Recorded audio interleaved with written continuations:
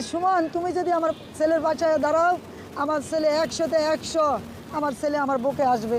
তো অসুস্থ, তারপরও আসছি, কালকে আসতে পারি নাই, আসছি ওই মামুনের সাথে একটু দেখা করবো, কিন্তু দেখা করতে পারি নাই। সবার কাছে আবেদন করি, সবার কাছে একটা রিকোয়েস্ট করি, আমার যে ছেলেমেয়েরা আছে সবাই যে মামুনের বাসায় দাঁড়াও। এতক্ষণ যাবৎ আপনারা স্ক্রিনের মধ্যে যে মহিলাটাকে দেখেছেন, সেই মহিলাটি হলো প্রিন্স মামুনের মা। আপনাদেরকে পরিচয় করিয়ে দেওয়ার কিছু নেই, আপনারা আমার থেকে ভালো চেনেন। তো সেই মহিলা তার ছেলের জন্য কান্নাকাটি করতেছে, কারণ তার ছেলে এখন জেলে। আর একজন ছেলে জেলে আছে, কষ্টে আছে, সেটা দেখার পরে একজন মা কষ্ট পাবে, এটাই স্বাভাবিক। তো আমার কথা হলো, আপনি যে আপনার ছেলেকে ভালোবাসেন, আপনার ছেলের জন্য আপনার এত দরদ, কান্নাকাটি করতেছেন, তো এতদিন যাবৎ আপনি কোথায় ছিলেন? আপনার ছেলে যে এই জঘন্য একটি কাজের মধ্যে লিপ্ত ছিল, সেটা কি একবারও আপনার চোখে পড়েনি?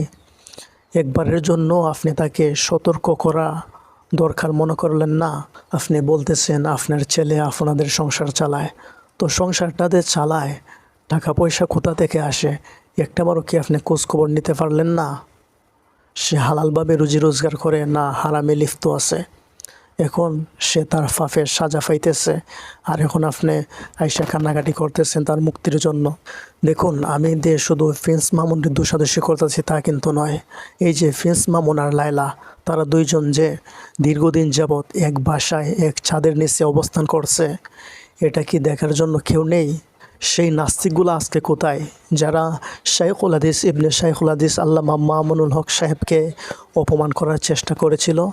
উনি ওনার বিবাহিত বৈধ স্ত্রীকে নিয়ে রিসোর্টে গিয়েছিলেন, তারপরও ওনাকে অপমান করার চেষ্টা করছে তারা। আর এই যে দীর্ঘদিন যাবৎ এই প্রিন্স মামুন আর লায়লা এক বাসায় এক ছাদের নিচে অবস্থান করছে, এটা কি এদের চোখে পড়েনি? আপনারা বলতে পারেন আপনি হুজুর মানুষ, আপনি কেন তাদেরকে নিয়ে কথা বলবেন? আমি বলি শুনেন, তাদেরকে নিয়ে কথা বলা অবশ্যই দরকার, কারণ তারা হলো সমাজের ক্যান্সার। তাদেরকে দেখে, তাদেরকে ফলো করে সমাজের ছেলে মেয়েরা আজ এই নোংরা কাজে লিপ্ত হইতেছে।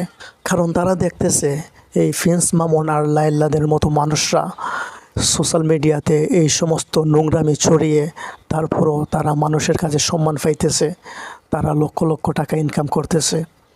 তো এই জন্য তারাও এগুলা করতেছে। একটাবার চিন্তা করছেন, কেমন মা যে ছেলেটা এত ঘৃণিত কাজ করে, সেই ছেলেটাকে নিয়ে আবার গর্ববোধ করে, আবার মানুষকে বলতেছে আমার ছেলেকে আপনারা সাপোর্ট করেন, তাহলে আমার ছেলে মুক্তি পেয়ে যাবে। ব্যারিস্টার সাইদুল হক সুমন সাহেবেরও এই সহযোগিতা চাইতেছে। কি একটা অবস্থা!